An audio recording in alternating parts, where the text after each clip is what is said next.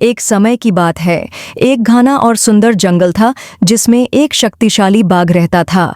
बाघ अपनी ताकत और सामर्थ्य के लिए मशहूर था, लेकिन उसकी एक बड़ी कमजोरी थी, उसका लालच।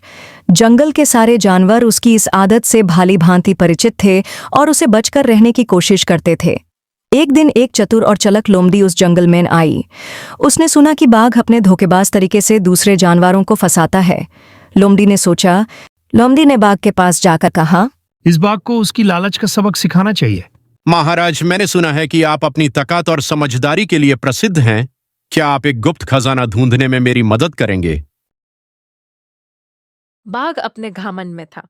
उसने तुरंत कहा, मैं जंगल का राजा हूँ। गुप्त खजाना ढूंढना मेरे लिए एक छोटी सी बात है। मुझे तुरंत बताओ वो कहाँ है। लोमड़ी ने मास्का लगाते हुए कहा, जंगल के एक कोने में एक पुराना कुआं है। सुना है उसके नीचे सोना छुपा है, लेकिन सिर्फ एक बहादुर और समर्थ शिकारी ही उसे निकाल सकता है। बाघ का लालच जाग उठा। उसने सोचा, अगर ये खजाना मुझे मिल जाए तो मैं और भी समृद्ध बन जाऊंगा। बिना सोच समझ के बाघ लोमड़ी के साथ कुआं की तरफ चल पड़ा। कुआं के पास पहुंचकर लोमड़ी बोली, महाराज, खजाना बिल्कुल नीचे है, आप इसमें झांक कर देखिए। बाघ ने झुक कर देखा, लेकिन अंधेर के कारण कुछ नहीं दिख रहा था। लोमड़ी बोली, और नीचे देखिए, सोना पानी के नीचे छुपा है। बाघ और झुक गया, लेकिन अपने लालच के कारण अपना संतुलन खो बैठा और सीधा कुआं के अंदर गिर गया। कुआं इतना गहरा था कि बाघ वहां से निकाल नहीं पाया।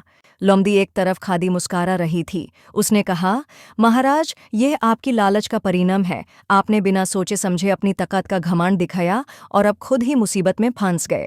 बाघ को अपनी गलती समझ आ गई, लेकिन अब देर हो चुकी थी। लोमड़ी वहां से चली गई और जंगल के सारे जानवरों को बाघ की कहानी सुनाकर सबक दिया।